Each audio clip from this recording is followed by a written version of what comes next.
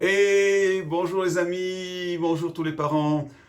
Très heureux de pouvoir vous retrouver comme chaque semaine pour cette quatrième vidéo. Aujourd'hui, nous allons parler des rituels.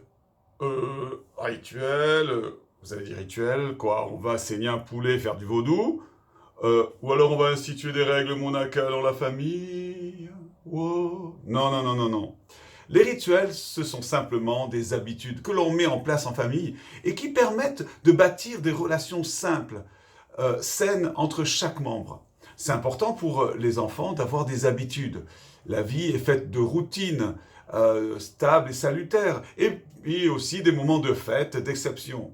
Par exemple, je prends le cas d'anniversaire. C'est super et sympa de pouvoir fêter et de préparer un anniversaire. Mais si on fait des anniversaires tous les jours, ça va finir par devenir fatigant, voire pénible.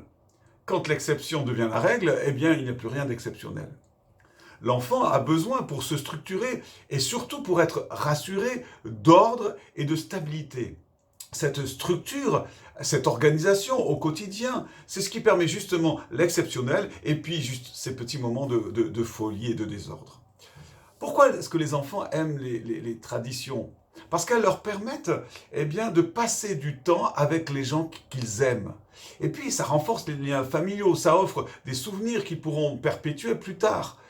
Ces rituels, surtout lorsque vous les avez vous-même mis en place, renforcent ce sentiment d'appartenance à la famille. Ne dites-vous pas parfois ah, dans ma famille, chez nous, on avait l'habitude de... Alors, quelles sont ces bonnes habitudes qu'il faut arriver en tant que parent à mettre en place dans la famille? Deux exemples qui vous serviront de référence pour illustrer le principe. Le premier, c'est le rituel du repas. Alors je sais, je vous entends déjà que dans les grandes villes comme dans la région parisienne où je vis, eh bien c'est difficile parfois de trouver un seul moment pour manger ensemble. Chaque membre de la famille a son rythme, entre la cantine, les enfants du primaire au lycée, les deux parents qui travaillent, qui n'ont pas les mêmes horaires. Les familles ont tendance à manger en décalé.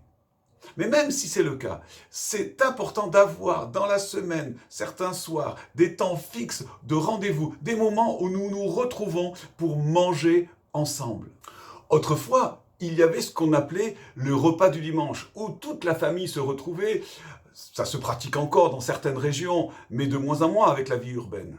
Ces repas de famille étaient peut-être pour certains un peu empruntés, mais au moins le but finalement c'était de passer du temps ensemble et d'échanger, même si les enfants n'avaient pas toujours leur place, ils assistaient au moins aux conversations de cette société des adultes.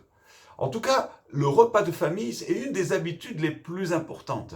Et c'est vraiment bénéfique pour les enfants de s'asseoir à table pour partager un repas ensemble, de bavarder, de discuter en famille, de s'écouter les uns les autres, de rire et parfois même l'occasion de mettre les pendules à l'heure. Autour de la table, finalement, les enfants apprennent à entretenir des rapports avec les autres, tout autant que les règles de la politesse en société. En tant que chrétien, bien sûr, nous pouvons rajouter la prière d'action de grâce. Les parents peuvent prier, l'un des parents peuvent prier, mais aussi, à tour de rôle, les enfants.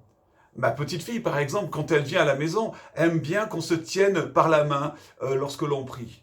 Et en vacances, on a parfois l'habitude d'entonner des chansons de table.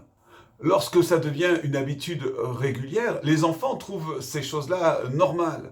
De prendre des repas autour d'une table plutôt que de laisser chaque membre de la famille manger dans une pièce différente, avec des repas différents, à des heures différentes, devant leur télé personnelle, leur smartphone ou leur ordinateur.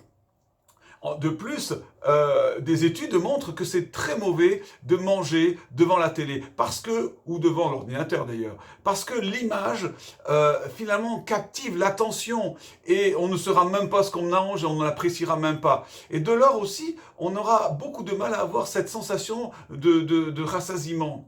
En fait, on se rassasie plutôt d'images, mais absolument pas des aliments que l'on avale.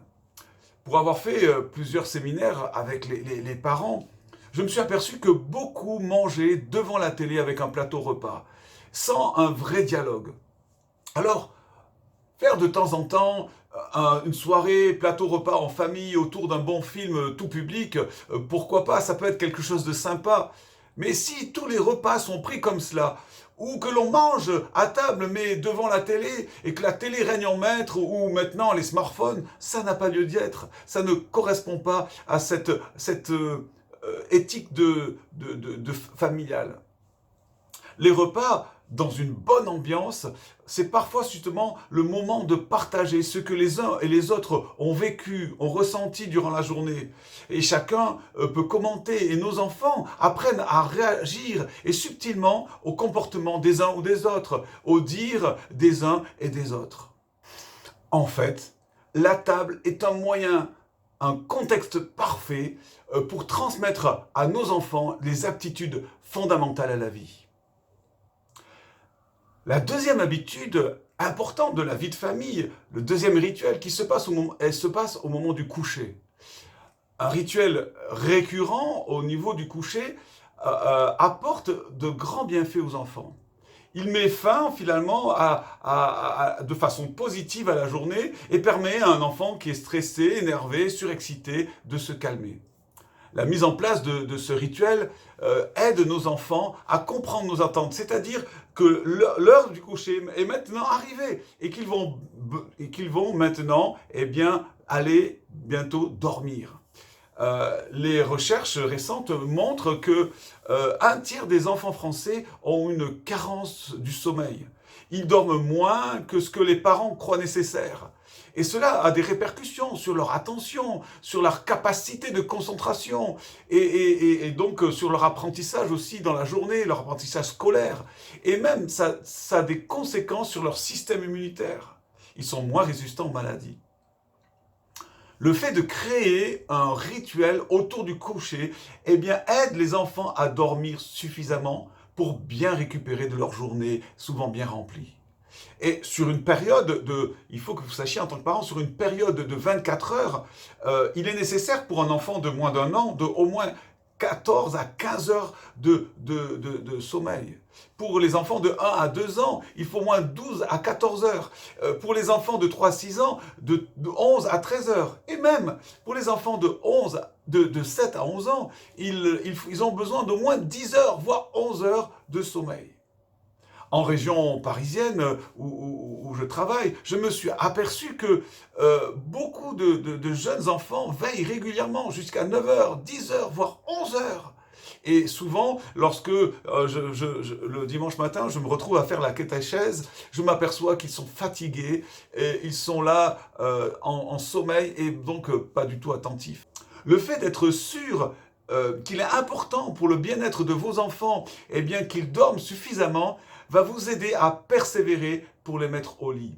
Le rituel est un bon moyen d'y parvenir. Alors, il ne faut pas se mentir.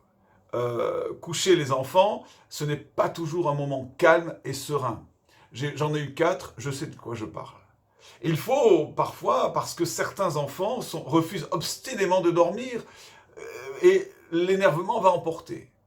Alors, il faut être conscient, c'est vrai que la séparation qui précède le sommeil est souvent vécue avec beaucoup d'angoisse par les jeunes enfants, qu'ils aient quelques mois ou quelques années. Vous avez peut-être vécu cet épisode où votre petit bout de chou va se lever 2, 3, 4 fois, 10 fois pour boire, pour un câlin, pour aller faire pipi, au point que vos nerfs commencent à craquer et vous finissez par dire « Va te coucher, sinon ça va barder !» Et c'est les pleurs et c'est reparti pour une 11e fois. Vos gestes, vos mots, vos intentions vont permettre cependant à vos enfants d'être rassurés. Et c'est l'objectif justement de ce rituel du coucher. Un temps de préparation avant l'entrée dans le sommeil, dont vous allez répéter chaque étape, chaque soir, pour aider cet enfant, votre enfant, à trouver la sérénité qui lui permettra de dormir en toute confiance. Pour réussir ce rituel, il faut d'abord instaurer une atmosphère propice au sommeil. évitez les excitations, les sources de distraction comme la télé, l'ordinateur ou le smartphone. Et surtout, vous rendre disponible pour vos enfants. Des moments calmes où le rituel va se mettre en place. On va se laver les dents, on va se mettre en pyjama, on va aller lire dans le lit. Et même si votre enfant est autonome et que vous le considérez comme autonome, ça serait une erreur, sauf si vous le demandez explicitement, eh bien de le laisser seul. Il a besoin de votre présence rassurante à vos côtés. Et puis, quand il est au lit, eh bien, un câlin, une histoire ou une comptine, un bisou, chacun devra trouver son propre rituel.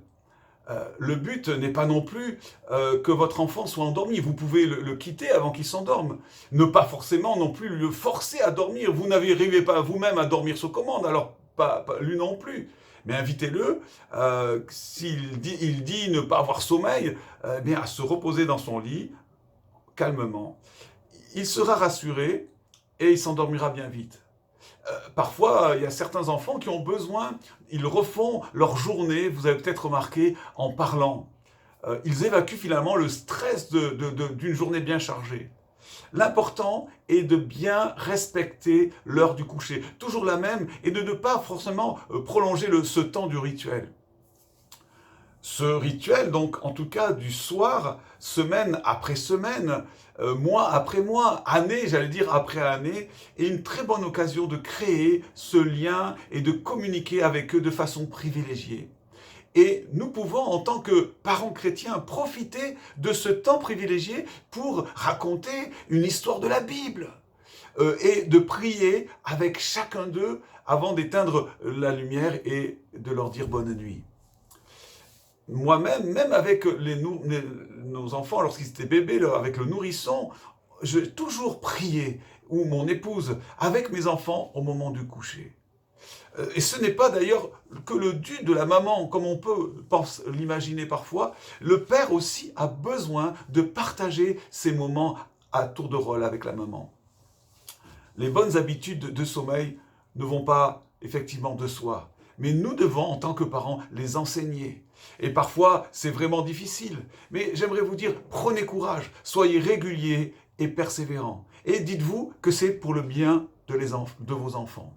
Alors que ce soit le rituel autour du repas, où on apprend les règles sociales de vivre ensemble, que ce soit ce temps du rituel au niveau du coucher, eh bien toutes ces habitudes que vous mettrez en place, et bien d'autres encore, vont aider l'enfant à se structurer, à être rassuré, et peut être le terreau pour la construction de vos enfants, de relationnel de vos enfants.